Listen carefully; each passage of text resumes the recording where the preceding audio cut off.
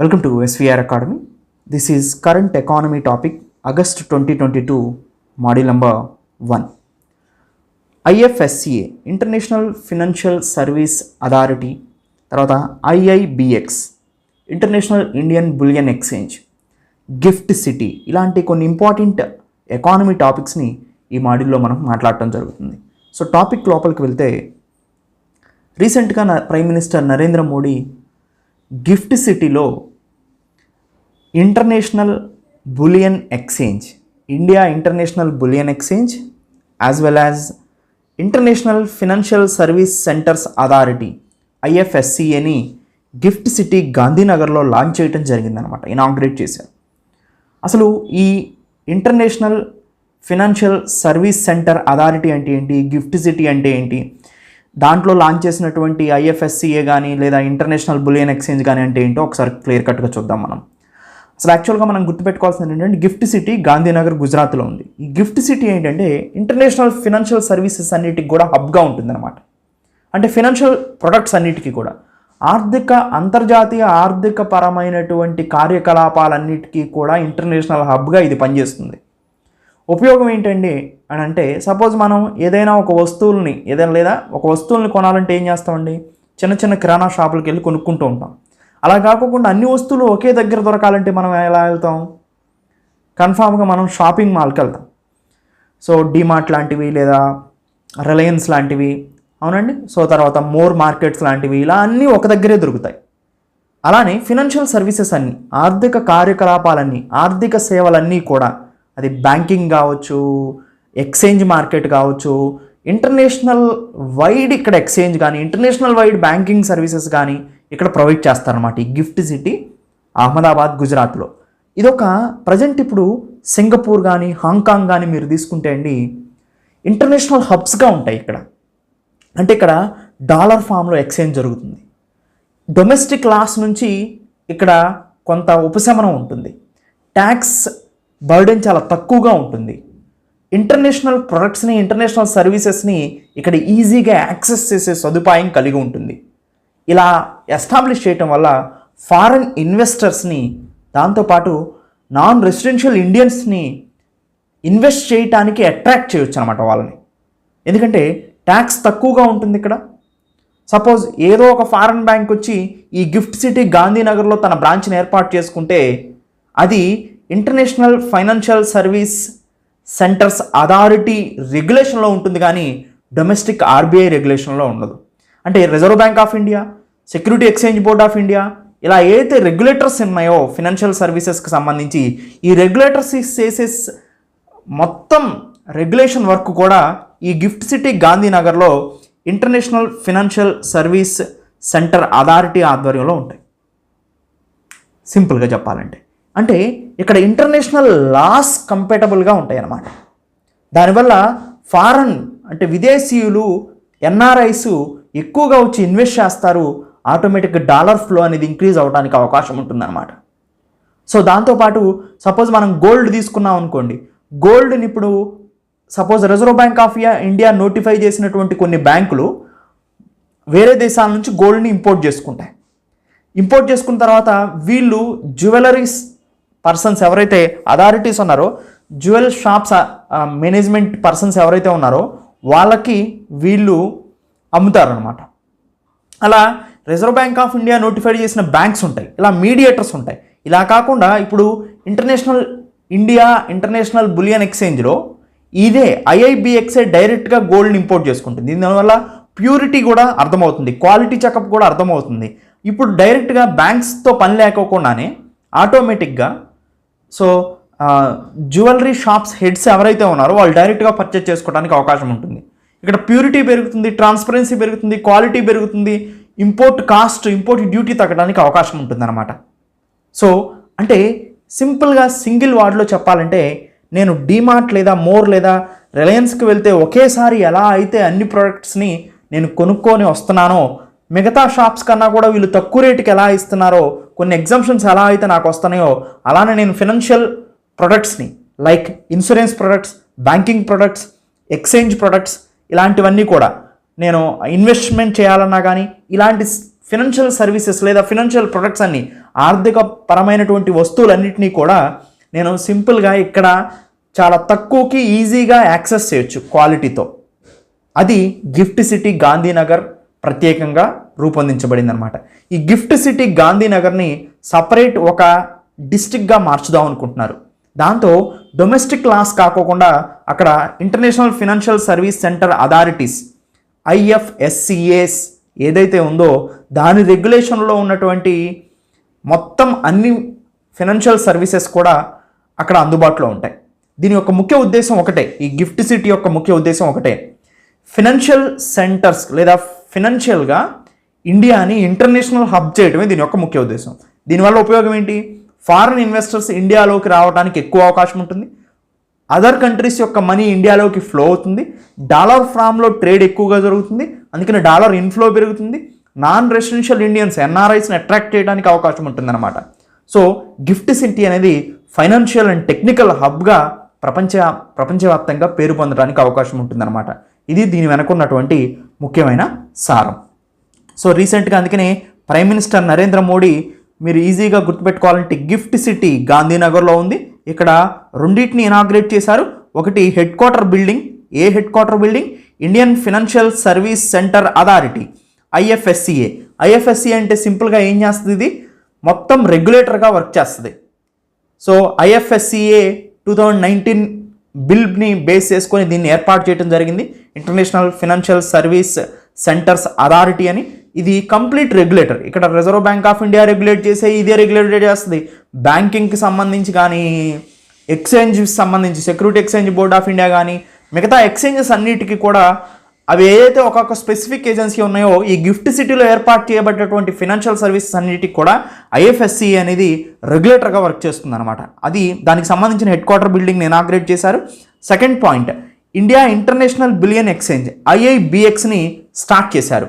అసలు India international bullion exchange అంటే ఏంటంటే, బులియన్ అంటే so gold and silver form అండి. గోల్డ్ అండ్ సిల్వర్ చూడండి, ఎక్కడైనా సంక్షోభం వస్తే కరెన్సీకి వాల్యూ తగ్గుతుంది కానీ గోల్డ్ అండ్ సిల్వర్కి వాల్యూ పెరుగుతూ ఉంటుందండి. సో గోల్డ్ అండ్ సిల్వర్ అనేది స్టాండర్డ్ అసెట్స్ అనమాట. ఈవెన్ ఇంటర్నేషనల్ మానిటరీ ఫండ్ కానీ వీళ్ళు కూడా ఎక్కువగా దేనికి వాల్యూ ఇస్తారు? గోల్డ్ అండ్ సిల్వర్కి వాల్యూ ఇస్తూ ఉంటారనమాట. సో అలాంటి గోల్డ్ అండ్ సిల్వర్ని ఇండియాలో ఎక్స్చేంజ్ చేసుకోవాలి అంటే, సో ఫ్రీ ఫ్లోగా ఎక్స్చేంజ్ చేసుకోవాలి అంటే ఒక కంప్లీట్ మార్కెట్ అవసరమైంది. అందుకనే ఇండియా ఇంటర్నేషనల్ బులియన్ ఎక్స్చేంజ్ని స్టార్ట్ చేయడం జరిగింది. ఇది India's first international bullion exchange. So ఇప్పుడు యాక్చువల్గా లండన్ బేస్డ్ ఎక్స్చేంజ్ ఉంటుందండి, ఇది టాప్ పొజిషన్లో ఉంది. సో ఈ ఇండియా ఇంటర్నేషనల్ బులియన్ ఎక్స్చేంజ్ని తీసుకురావడం వల్ల గోల్డ్ సిల్వర్ ట్రేడ్ పెరుగుతుంది. దాంతోపాటు ఫారెన్ ఫ్లోస్ ఇన్వెస్ట్మెంట్ ఇంక్రీజ్ అవుతుంది. దాంతోపాటు మోస్ట్ ఇంపార్టెంట్ ఇంపోర్ట్ డ్యూటీ తగ్గడానికి అవకాశం ఉంటుంది. ఇందాక ఆల్రెడీ మనం మాట్లాడుకున్నాం. దాంతో డైరెక్ట్గా జ్యువెలరీస్కి సంబంధించిన షాప్స్ హెడ్స్ ఎవరైతే ఉన్నారో వీళ్ళందరూ డైరెక్ట్గా బులియన్ ఎక్స్చేంజ్ నుంచి పర్చేజ్ చేయడానికి అవకాశం ఉంటుంది. ఇంతకుముందు only reserve bank of India notified చేసిన కొన్ని బ్యాంకుల ద్వారా వీళ్ళు ఇంపోర్ట్ చేసుకునే వాళ్ళు, దానివల్ల ఇంపోర్ట్ డ్యూటీ ఎక్కువగా ఉండేది. ఇక్కడ ఇంపోర్ట్ డ్యూటీ తగ్గడానికి అవకాశం ఉంది. సో గోల్డ్ ఇంపోర్ట్స్ ఈజ్ అవడానికి అవకాశం ఉందన్నమాట. సో గోల్డ్ ప్రైసెస్ కూడా రీజనబుల్ ప్రైసెస్కి ఇండియన్ పర్సన్స్కి దొరకడానికి అవకాశం ఉంటుంది. సో ఇది ఇండియా ఇంటర్నేషనల్ బులియన్ ఎక్స్చేంజ్ని స్టార్ట్ చేయడం జరిగింది. IFSCAకి ఒక బిల్డింగ్, హెడ్ క్వార్టర్ బిల్డింగ్ని ఇనాగ్రేట్ చేయడం జరిగిందనమాట. సో ఇది మోస్ట్ ఇంపార్టెంట్. అందుకని ఇది గిఫ్ట్ సిటీ గాంధీనగర్ అనేది రీసెంట్గా న్యూస్లో ఉంది. సో ఫర్దర్గా చిన్న దీని గురించి పాయింట్స్ ఏంటో చూద్దాం ఒకసారి. దానికన్నా ముందు SVR academy is known for APPSC Group 2, మీ అందరికీ తెలిసిన విషయమే. సో దీని ప్రైస్ వచ్చేసి కోర్స్ ప్రైస్ 5,000 రూపీస్ ఉంటుంది. 2 years వ్యాలిడిటీ ఉంటుంది. మోస్ట్ ఇంపార్టెంట్ 2 years వ్యాలిడిటీ అంటే 1 yearకి మీకు 25K వస్తుంది ఇది. సో అంటే 2 years వ్యాలిడిటీతో 5,000 రూపీస్ ఉంటుంది. ఇక్కడ మనం వీడియో క్లాసెస్ని ప్రొవైడ్ చేయడం జరుగుతుంది. Standard videos as well as current updates. Economy ఉందంటే కరెంట్ ఎకానమీ, పాలిటీ ఉందంటే current polity, environment, science and technology, recent current videos. Study మెటీరియల్ని ప్రొవైడ్ చేయడం జరుగుతుంది. వన్స్ ఎగ్జామ్ వచ్చిన తర్వాత టెస్ట్ సిరీస్ని కూడా కండక్ట్ చేయడం జరుగుతుంది. అన్ని కోర్సులకి ఇదే విధంగా ఉంటుందన్నమాట. సో APPSC Group 1 కూడా 7,000 రూపీస్ ఉంటుంది కోర్స్ ఫీ. ఇది 2 years వ్యాలిడిటీతో మీకు వస్తుందన్నమాట. అందరూ కూడా SVR అకాడమీ టెలిగ్రామ్ ఛానల్లో జాయిన్ అవ్వండి. ఎందుకంటే టెలిగ్రామ్ ఛానల్లో మీకు ఎవ్రీడే MCQస్ని ప్రొవైడ్ చేయడం జరుగుతుంది. ఒక 5 MCQస్ని మీరు ఇలా ఆప్షన్ని చూస్ చేసుకోవచ్చు. వెంటనే మీకు కరెక్ట్ ఆన్సరా కాదో తెలిసిపోతుంది. ఇక్కడ బల్బ్ సింబల్ ఉంటుంది, దాన్ని క్లిక్ చేస్తే సో మీకు ఎక్స్ప్లెనేషన్ కూడా వస్తుంది అనమాట. సో ఎస్విఆర్ అకాడమీ టెలిగ్రామ్ ఛానల్లో జాయిన్ అవ్వాలంటే సింపుల్గా @SVR Academy 6 అని టైప్ చేయండి. సో టెలిగ్రామ్ ఛానల్ ఇన్స్టాల్ చేసి మీకు ఎస్విఆర్ అకాడమీ అని ఇలా కనిపిస్తుంది, మన సింబల్ ఇలా కనిపిస్తుంది. సో దాదాపుగా 11,500 మంది ప్లస్ సబ్స్క్రైబర్స్ దీంట్లో ఉంటారు. సో అది ఎస్విఆర్ అకాడమీ టెలిగ్రామ్ ఛానల్గా మీరు రికగ్నైజ్ చేయొచ్చు.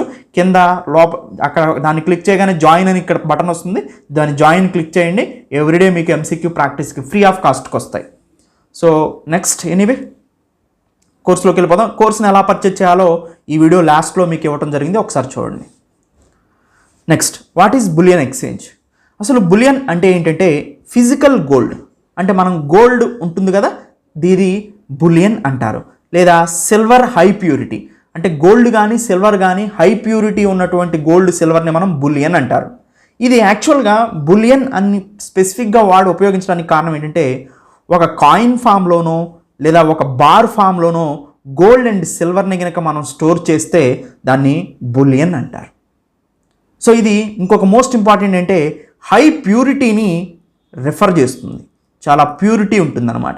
ఇలా సో బార్స్ ఫామ్లో కానీ సో మనం కాయిన్స్ ఫామ్లో కానీ స్టోర్ చేసిన గోల్డ్ కానీ సిల్వర్ కానీ హై ప్యూరిటీ ఉంటుంది. ఇలా హై ప్యూరిటీ ఉండి ఇలా స్టోర్ చేసిన వాటిని మనం బులియన్ అంటారు. అది మనం గమనించాల్సింది. అయితే bullion can some time considered legal tender and is often held as reserve by central banks of India. Central banks అన్నీ కూడా సో అసెట్స్ని సో గోల్డ్ని ఎలా స్టోర్ చేస్తాయండి? సో హై ప్యూరిటీ ఫామ్లో ఉన్నటువంటి బార్స్ కాయిన్స్ ఫామ్లో ఉన్న గోల్డ్ సిల్వర్ని central banks, reserve bank of India కానీ లేదా మేజర్ బ్యాంక్స్ కానీ ఇలా స్టోర్ చేస్తాయి అన్నమాట. సో ఇది బులియన్ అంటే. ఓకేనండి. సో అయితే బులియన్ ఎక్స్చేంజ్ అంటే ఏంటి? బులియన్ ఎక్స్చేంజ్ అనేది ఒక మార్కెట్ అండి.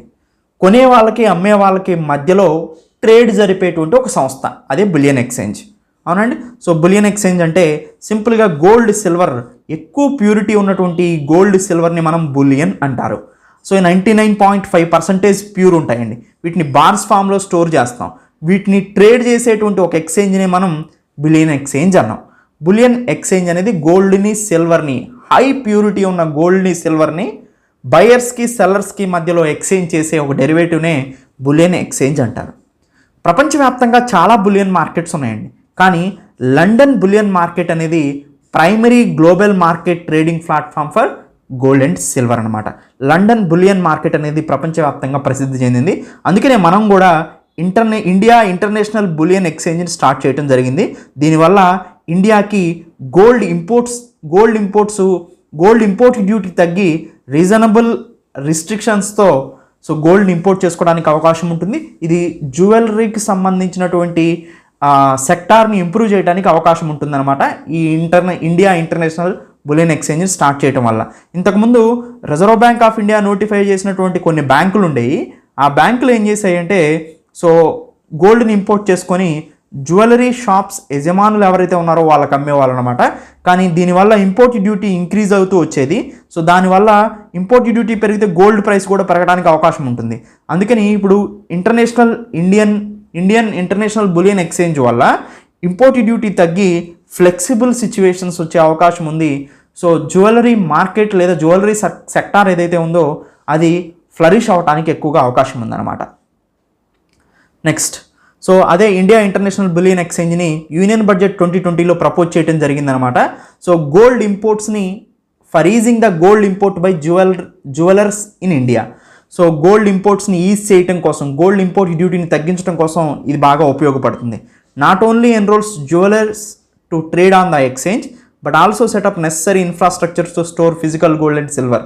అంటే ఇండియా ఇంటర్నేషనల్ బులియన్ ఎక్స్చేంజ్ని ఇప్పుడు ఏర్పాటు చేస్తే ఇది ఓన్లీ జ్యువెలర్స్ ఎవరైతే ఉన్నారో వాళ్ళకి ట్రేడ్లో సహాయపడటమే కాకుండా, అంటే గోల్డ్ని సిల్వర్ని అమ్మటం కొనడానికి ఉపయోగపడటమే కాకుండా ఫిజికల్ గోల్డ్ అండ్ సిల్వర్ని స్టోర్ చేయడానికి కావాల్సినటువంటి ఇన్ఫ్రాస్ట్రక్చర్ని కూడా IIBX అనేది ప్రొవైడ్ చేస్తుంది అనమాట.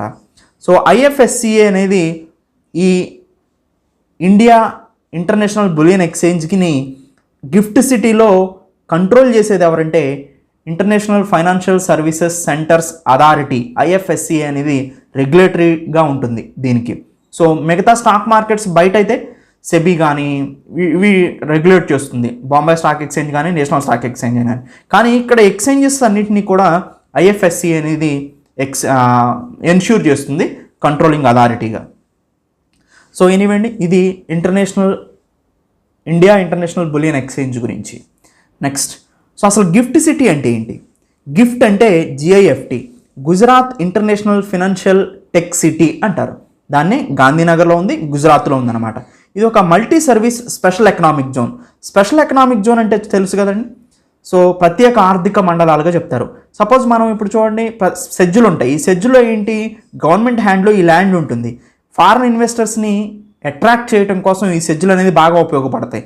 సపోజ్ కియా కార్స్ ఉందనుకోండి, ఆంధ్రప్రదేశ్లోకి వచ్చింది.